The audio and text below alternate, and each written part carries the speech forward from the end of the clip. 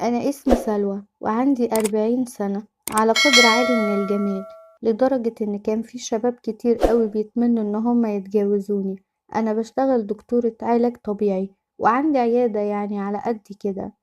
ربنا ما أذلناش إن احنا نجيب أولاد. جوزي موظف بيروح الصبح الشغل وبيرجع الظهر. حالتنا المادية الحمد لله متيسرة.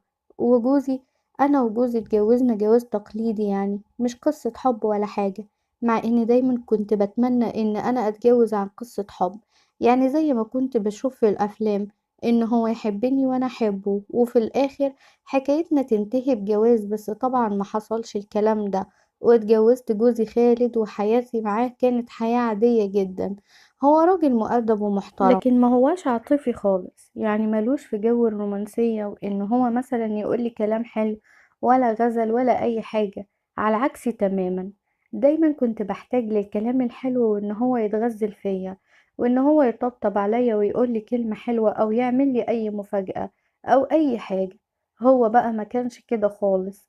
وعايزة اقول لكم من اول ما اتجوزنا لحد دلوقتي عمره ما حسسني بكلام حلو ولا مشاعر حلوة. مشكلة جوزي انه مش بس كان مش رومانسي او مش عاطفي، حتى في العلاقة اللي ما بينا كان بارد فيها شوية. يعني اصلا ملوش في العلاقة الزوجية ولا اي حاجة. كان مقصر قوي في العلاقة الزوجية، وانا طبعا دي حاجة كانت مضايقاني قوي، ان هو ما كانش بيقرب لي غير كل فين وفين. عايزة اقول لكم ان حتى لما بيجي يقرب لي ما بيعملش اي مقدمات كده زي ما بسمع من صحباتي وزي ما صحباتي بيحكولي، وحتى ما فيش اي استمتاع في العلاقة. فكانت علاقة فترة وباردة وملهاش اي طعم. واكتر من مرة انا فكرت اني اتطلق علشان انا مش حاسة ان حياتي فيها طعم، حاسة ان حياتي باردة كده ومملة. حتى كان نفسي يبقى عندي طفل او طفلة، وكلمته قبل كده في الموضوع ده وقلت له يعني لو في اي مشكلة تعالى نشوف دكتور او اي حاجة. قال لي لأ، هو ربنا أراد كده، خلاص مش لازم نروح لأي دكاترة. ما بترضيش بقدر ربنا؟ قلت له أكيد برضه، بس في حاجة اسمها طب والمفروض إن احنا نسعى كده، ممكن يكون حاجة بسيطة ونقدر نعالجها.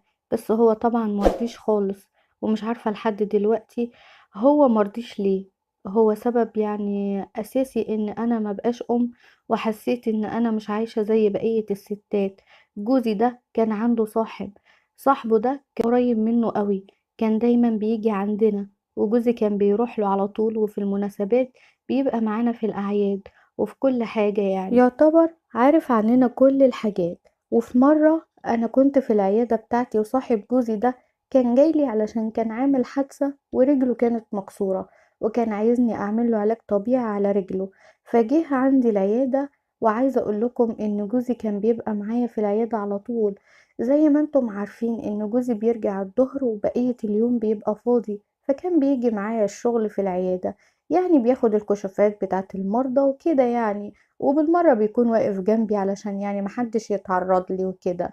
فجوزي دايما كان بيقولي ان هو بيغير عليا، وان انا مش ممكن اسيبك ابدا لوحدك مع راجل وانت بتكشفي عليه. فكان بيجي يعني يساعدني، ولما راجل يدخل كان بيدخل معاه طبعا.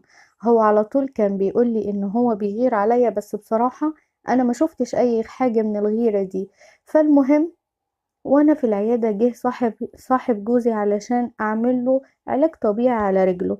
وطبعا جوزي سلم عليه ودخل، وعملت له جلسة العلاج الطبيعي على رجله، وبعد كده قام ومشي. بعد ما مشي حسيت ان احمد صاحب جوزي ده بيبصلي نظرات غريبة وانا بعمل له العلاج الطبيعي.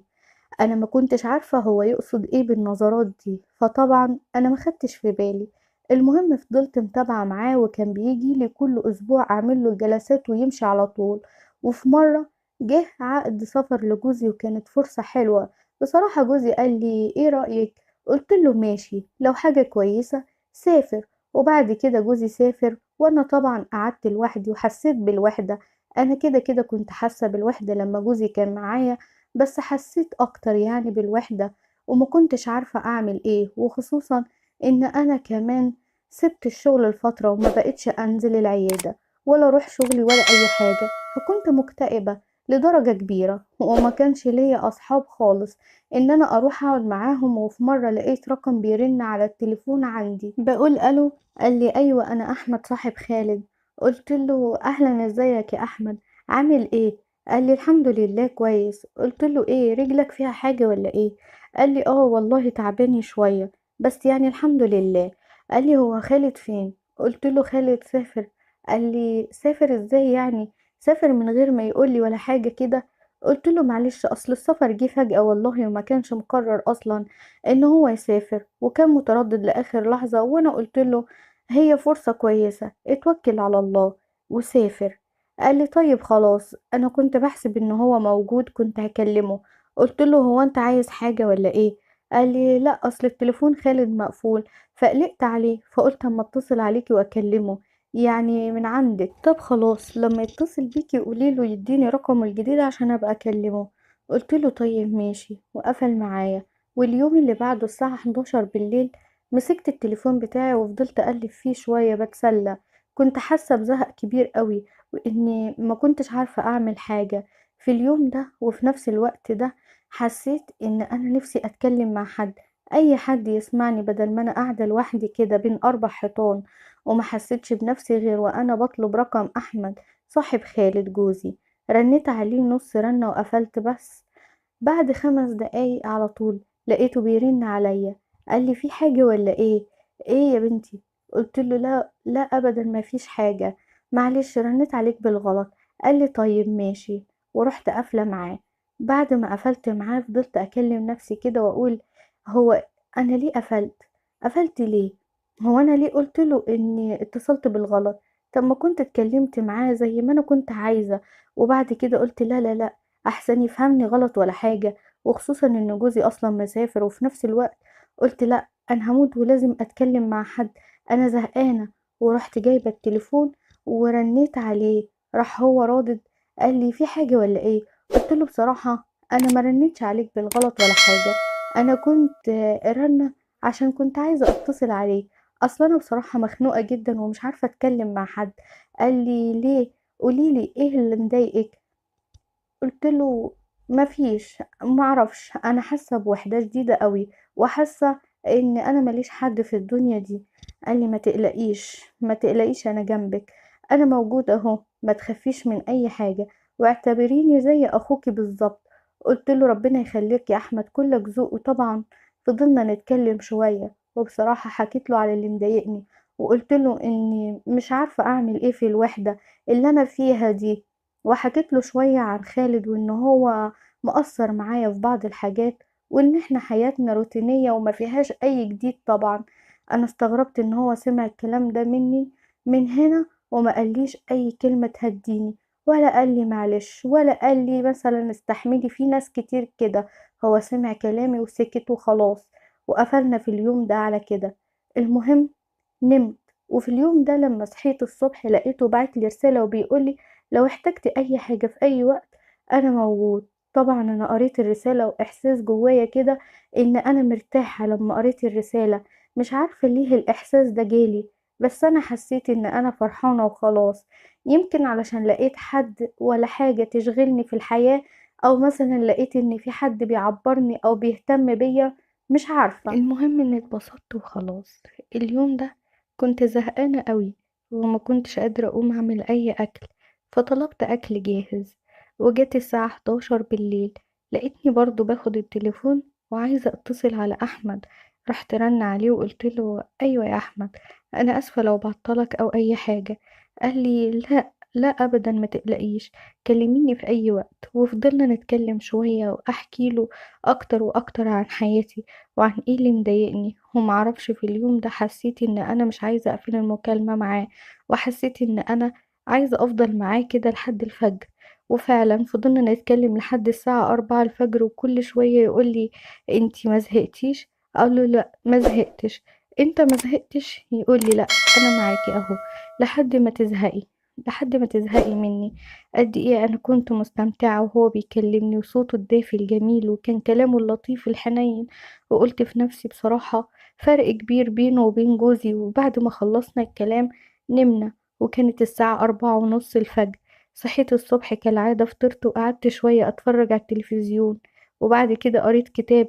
وفضلت قاعدة مستنية امتى هو هيرن عليا، وعمالة أقول لا هو مش هيرن النهاردة، لا لا، انا اللي هرن. وفضلت كده لحد ما جت الساعة 11 بالليل ومستنياه يرن عليا زي ما كل يوم بكلمه. وبعدين قلت في نفسي هيرن عليا ليه؟ انا اللي كنت برن عليه، ممكن هو يكون محروق. خلاص انا هرن عليه المرة دي. ورحت رن عليه، قلت له ازيك يا احمد؟ قال لي الحمد لله، ازيك انتي عاملة ايه؟ قلت له الحمد لله تمام. قلت له بهزار كده تلاقيك ما كنتش عايز تتصل بيا تاني خالص ولا تكلمني. قال لي ليه قلتي كده؟ قلت له علشان زهقت مني، امبارح فضلنا مع بعض لحد الساعة 4:30. قال لي لا والله بالعكس، انا كنت لسه هرن عليكي، وبصراحة قلت احسن اكون معطلك ولا حاجة. قلت له لا، كنت عاملها ورن بس. قال لي انا اصلا عايز اقولك على حاجة، بس بصراحة متردد. قلت له لا، قولي على طول، في ايه؟ انا ما جاش في بالي خالص الكلام اللي هو قاله. فضل متردد نص ساعة علشان يطلع كلمة من اللي هو عايز يقولها. قلت له في ايه؟ هو الكلام صعب كده؟ قال لي اه بصراحة صعب قوي، وانا محتار وخايف ومش عارف اقولك ايه ولا اقولها ازاي. قلت له قول يا عم ما يهمكش. وفضل متلخبط شوية في الكلام لحد ما سكت شوية وقال لي انا بصراحة عايزة اعترفلك بحاجة، وعايزة اعترفلك على حاجة كده. والحاجة دي من زمان خالص، بس بصراحة ما كانش ينفع خالص اني اقولها لك. حاجة حاجة زي ايه؟ قول بسرعة، في ايه؟ انت قلقتني. قال لي انا بحس وانا معاكي ان انا مرتاح قوي، ولما انا دايما عايز اسمع صوتك وصوتك على طول، واسمع كل اللي مضايقك وايه اللي مزعلك وايه اللي بيفرحك. طبعا انا سكت كده شوية وخدت نفس وما كنتش عارفة ارد عليه اقول له ايه. قلت له مش فاهمة، يعني تقصد ايه؟ قال لي ما اقصدش حاجة، انا اسف لو كنت زعلتك في الكلام. قلت له لا ما زعلتنيش ولا حاجة، قولي انت تقصد ايه. قال لي يعني فاكرة لما كنت باجيلك مرة العيادة وجوزك كان موجود وكنت بعمل علاج طبيعي؟ قلت له اه. قال لي لما كنت بتعملي لي علاج طبيعي على رجلي وكنت ببصلك كده بصات غريبة وبلاقيكي مستغربة من بصتي؟ قلت له ايوه ايوه فاكرة. قال لي كنت باجيلك ورجلي كانت بتوجعني قوي لدرجة ان انا بكون مش طايق حد يلمسها، بس اول ما باجي عندك وايدك بتحطيها على رجلي وبتعملي لي علاج طبيعي بحس ان انا في دنيا تانية خالص، ولا بحس باي وجع. ازاي انا برتاح كده لما ايدك بتيجي على رجلي؟ بس طبعا ما كنتش قادرة ابين الاحساس ده علشان جوزك وصاحبي. وطبعا بما ان احنا يعني بنعترف لبعض دلوقتي على كل حاجة، وانتي بتقولولي ايه اللي بيضايقك وانا بقولك على الحاجات اللي كنت حاسسها، فانا بعترف لك دلوقتي. وسكت كده شوية وقال لي يعني بصراحة أنا معجب بيكي وبكلامك وبكل حاجة انتي بتقوليها وبتعمليها. أنا سكت كده شوية وما بقتش قادرة أكمل المكالمة، وحاسة إن أنا مش على بعضي وجسمي كله بيترعش ومش عارفة أرد عليه ولا أعمل إيه. قلت له طيب أنا أقولك على حاجة. قال لي قوليلي على طول.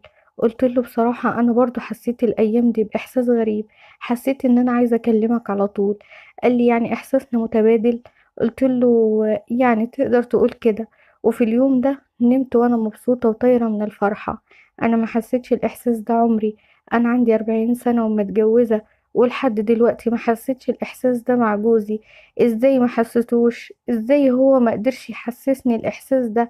أنا ست جميلة وفيها كل المواصفات الحلوة، يبقى العيب في مين؟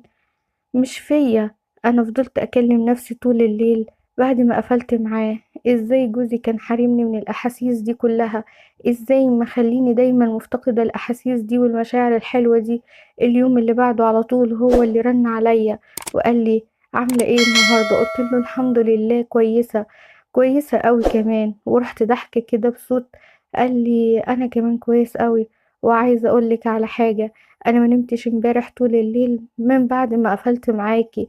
انا عايزه اقولك على حاجه تانية. رحت قلت له تاني مش كفايه امبارح؟ قال لي لا عايز اعترف لك بحاجه تانية. قلت له قولي في ايه؟ قال لي انا بحبك، انا بحبك قوي ومش قادر استغنى عنك، ولما بسمع صوتك بحس ان انا بنسى الدنيا كلها.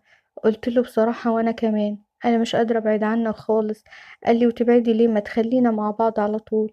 قلت له للاسف ممكن ما ينفعش ان احنا نبقى مع بعض على طول مادام بنحب بعض ومحدش يقدر يمنعنا. قلت له انت ناسي ان جوزي قال لي، ما انت حكيتيلي ان انتي ما بتحبهوش وان هو مش مهتم بيكي خالص ولا بيديكي اي مشاعر. قلت له ماشي، بس هو دلوقتي موجود، اعمل ايه؟ قال لي لما يبقى يجي ربنا يحلها، خلينا في اللحظة الحلوة اللي احنا فيها. طبعا كالعادة فضلنا نتكلم مع بعض لحد الساعة 4 الفجر، وكل يوم عن يوم بنتكلم، والكلام بيكبر أكتر وأكتر، وبقينا نقرب من بعض أكتر وأكتر في الكلام، لحد ما خلاص بقينا مش قادرين نستغنى عن بعض. وبدل ما كنا بنتكلم مرة في اليوم، بقينا يجي 4 مرات في اليوم ويمكن أكتر. وبقي بيطمن عليا في كل حاجة وفي كل دقيقة: انتي عاملة ايه ولابسة ايه وبتاكلي ايه؟ انا ببقى عايزة يفضل معايا على طول، طول اليوم. انا كل حاجة حسيتها مع احمد عمري في حياتي ما حسيتها مع جوزي خالص. كلامه الحلو ليا ومشاعره الحلوة وحنيته وكل حاجة. انا حتى لما جوزي بقى يتصل عليا وهو مسافر، انا ما بقتش ارد عليه خالص، ولما بيسألني بقوله انا تعبانة وببقى نايمة. وفي مرة وانا بكلم احمد قال لي انا عايز اشوفك. قلت له هتشوفني فين؟ ما ينفعش. قال لي انا عايزه اشوفك وخلاص، ماليش دعوه. قلت له ما ينفعش حد يشوفنا مع بعض وانت كمان صاحب جوزي. قال لي ومين قالك ان انا هخلي حد يشوفنا مع بعض؟ انا مريض وليا الحق ان انا اتعالج عندك. قلت له يعني عايز ايه؟ قال لي انا هاجيلك بكره اكشف على رجلي عشان رجلي وجعاني قوي. قلت له هتيجي ازاي؟ هو مش ميعادك بكره؟ قال لي يا ست اعتبريني ان بكره ميعادي. قلت له طيب تمام، هستناك بكره في العياده. وطبعا لقيته جاي في العيادة، وحسيت ان انا متوترة قوي وخايفة ان حد يشوفنا، رغم ان هو جاي على اساس ان هو مريض. بس برضو كنت متوترة وخايفة قوي. قلت له اهو ديك انت شفتني اهو، يلا بقى امشي على طول احسن حد يشوفنا. قال لي امشي ايه؟ انا ما صدقت ان انا جيت وقربت منك. وفضل باصص في عينيا شوية، وحسيت ان انا متوترة قوي، وان انا مش هعرف اشتغل كده خالص طول اليوم. بعد كده قرب مني ولمس ايدي، قال لي انت ايدك بتترعش كده ليه؟ قلت له علشان اول مرة احس الاحساس ده، عمري ما حسيت الاحساس ده مع حد. وبعد كده قلت له لازم تطلع دلوقتي علشان محدش يلاحظ حاجة. قال لي حاضر، وراح ماشي. بعد ما روحت البيت في اليوم ده، فضلت افكر في كل اللي حصل بينا في اليوم ده، وقد ايه انا كنت مبسوطة رغم اني انا كنت متوترة وخايفة. بس كنت مبسوطة قوي بان هو جه، ومبسوطة اكتر بحركاته ومشاعره واهتمامه. ولما كلمني بالليل قلت له انت ما ينفعش تجيلي تاني خالص العيادة. قال لي ليه؟ قلت له ليه كده؟ انا خايفة قوي. كنت خايفة قوي المرة اللي فاتت. اليوم اللي بعده لقيته عامل لي مفاجأة وجاي لي برضه، جاي لي العيادة وقعد بره على الكرسي، ودخل وقعد جنبي على السرير. قلت له انت لازم تمشي حالا. قال لي لا انا مش همشي دلوقتي. وفضل مقرب مني لحد ما حصل بينا حاجة. طبعا انتم عارفين حصل بينا ايه. وطبعا انا وقتها ما كنتش حاسة بنفسي خالص. كل اللي انا حاساه ان انا مبسوطة قوي بالعلاقة دي، ومبسوطة بالاحاسيس اللي هو اداهالي. وبقينا نتقابل على طول في العيادة بتاعتي، وكل مرة يحصل بينا علاقة كل مرة ببقى مبسوطة اكتر من المرة اللي قبلها. انا فعلا ما كنتش حاسة ان انا ست، ولا كنت حاسة ان انا متجوزة. كل الحاجات اللي حلمت بيها ان جوزي يحسسها لي، احمد هو اللي حسسها لي مش جوزي. وفي مرة واحمد بيكلمني قلت له على فكرة انت ما ينفعش تقابلني تاني في العيادة عندي. قال لي ليه؟ ايه اللي حصل؟ حصلت حاجة ولا ايه؟ قلت له لا، انا بفكر في حاجة كده علشان نشوف بعض على طول ومن غير ما اخاف من حد. قال لي ايه هي؟ قوليلي بسرعة. قلت له ان انا هقول لجوزي على فكرة علشان نكون في الامان، وعشان اطمن ان جوزي عارف ان انت موجود في العيادة. انا هقول لجوزي ان في واحد جه وكان عايز يتهجم عليا لما لقاني انا واحدة ست، يعني واقفة لوحدي في العيادة. فانا بصراحة خفت، وقلت لازم اجيب حد يقف معايا يحميني في العيادة. وهقوله عليك انت علشان يعني انت اقرب صاحب لجوزي، واكيد مش هيرفض لي طلب. قال لي خلاص، فكرة حلوة قوي، قوليله كده وشوفي هيقولك ايه. فلما جوزي اتصل بالليل كلمته شوية وقلت له على اللي حصل، وقلت له ان في حد كان هيتهجم عليا هو ومامته، وانا خفت بصراحة. وفضلت ادور على حد يجي يقف معايا، ما لقيتش حد غير حد تكون انت تعرفه. قال لي مش عارف والله، هفكر واقولك. قلت له طب انا عندي فكرة. قال لي ايه هي؟ قلت له انت فاكر صاحبك احمد؟ قال لي اه. قلت له انت ممكن تخليه يجي يقف معايا برا. وكمان أحمد ما عندوش شغل الأيام دي، يعني قاعد من الشغل ما بيشتغلش، وبالمرة يعني نساعده وهو يساعدني، وانت بتثق فيه وهو عارفنا واحنا عارفينه. ايه رأيك؟ قال لي اه فكرة حلوة، انا هكلمه واقوله على طول على الفكرة دي. قلت له ماشي، اوعى تنسى هستنى منك الرد. وفي اليوم التاني على طول احمد جه معايا الشغل، خلاص بقى شغال معايا رسمي، ومبقتش خايفة ان حد يشوفني ويروح يقول لجوزي. اولا احمد بيشتغل معايا في العيادة، وثانيا هو لسه مريض بيجي كل اسبوع اعمل له علاج طبيعي على رجله، فانا كده خلاص بقيت في الامان.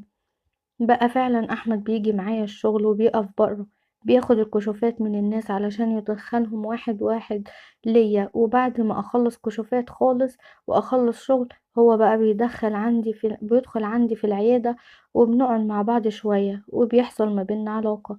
وكل يوم كده لحد ما في مرة جوزي قال لي انا جاي. قلت له هتيجي؟ قال لي ليه وانتي زعلانة كده ليه؟ قلت له لا مش زعلانة ولا حاجة، بس انا فاجئت، يعني من الفرحة اتفاجئت. طبعا انا قفلت مع جوزي من هنا واتصل على احمد وقلت له ان جوزي جاي قريب ومش عارفة اعمل ايه، وانا طبعا عايزة اشوفك على طول. قال لي وانا كمان، انا زعلت قوي ان هو جاي، كده مش هنعرف نشوف بعض خالص، وطبعا هناخد بالنا من تصرفاتنا ومن كل حاجة احنا بنعملها. وقال لي لازم تفكري في حل. فانا مش عارفة اعمل ايه، جوزي جاي وقريب، ولو جوزي جه علاقتنا هتتقطع بأحمد، ومش هعرف أشوف ولا أسمع صوته خالص، وهرجع تاني من الأول أتحرم من صوته ومن مشاعره ومن كل حاجة هو اداهالي، وهرجع تاني وحيدة في الوحدة مع جوزي. أنا محتارة أعمل إيه، وبصراحة في الفترة الأخيرة دي حسيت بتأنيب ضمير ومش عارفة أبعد عن أحمد، وفي نفس الوقت أنا مش عايزة أرجع لحياتي الروتينية مع جوزي. كنت بفكر إن أنا أطلب الطلاق، بس هل هو طلب الطلاق أحمد هيفضل مستمر معايا ولا ممكن يتخلى عني ويسيبني؟ وفي نفس الوقت أنا خايفة إن جوزي يرجع وأرجع تاني أعاني من نفس الوحدة وجفاف المشاعر. فانا عايزه اقول لكم تقولوا لي اعمل ايه، ايه رايكم؟ وتكتبوا لي في الكومنتات اعمل ايه.